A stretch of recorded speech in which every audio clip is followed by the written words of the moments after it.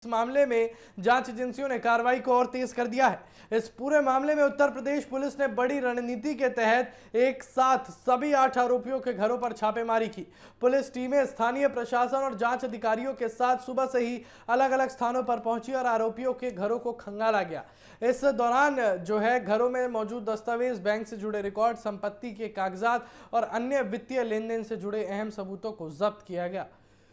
जांच एजेंसियां उनका मकसद अब सिर्फ दान में हुई कथित हेराफेरी तक सीमित नहीं है, बल्कि यह भी पता लगाया जा रहा है कि इस पैसे का इस्तेमाल कहां-कहां किया गया और इससे किस तरह की अवैध संपत्ति बनाई गई है। छापेमारी के दौरान पुलिस ने कई जगह परिवार के सदस्यों से भी लंबी पूछताछ की और अधिकारियों ने आरोपियों की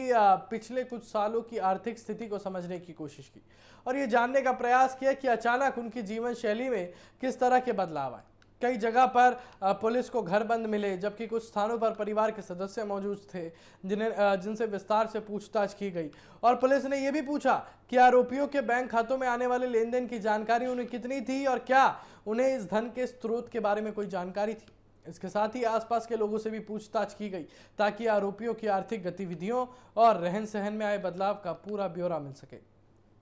इस मामले में अब तक 8 लोगों की गिरफ्तारी हो चुकी है, जो मंदिर में श्रद्धालुओं से प्राप्त दान की गिनती, रखरखाव और वित्तीय व्यवस्था से जुड़े थे। शुरुआती जांच में सीसीटीवी फुटेज और रिकॉर्डिंग के आधार पर दान की रकम में गड़बड़ी का संदेह सामने आया था और इसके बाद पुलिस ने मामले की गहराई से जांच शुरू की और कई अहम सबूत जुटाए। जांच के दौरान पहले से ही बड़ी मात्रा में नकदी बरामद की जा चुकी है, जिससे मामले की गंभीरता और बढ़ गई है। पुलिस का कहना है कि यह केवल एक छोटा हिस्सा हो सकता है और असली नेटवर्क कहीं ज्यादा बड़ा हो सकता है, जिसकी जांच अभी जारी है और जांच एजेंसियां अब इस बात का पता लगाने में जुटी हैं कि कथित तौर पर हेराफेरी की गई रकम को किस तरह जो है वो छुपाया गया और किन किन खातों में ट्रांसफर किया गया और किन माध्यमों से उसे वैध संपत्ति में बदलने की कोशिश की गई। इसके लिए बैंकिंग ट्रांजैक्शन, डिजिटल पेमेंट्स और संपत्ति खरीद से जुड़े रिकॉर्ड की गहन जांच की जा रही है और कई संदिग्ध लेन देन सामने आने के बाद जांच और भी तेज कर दी गई है।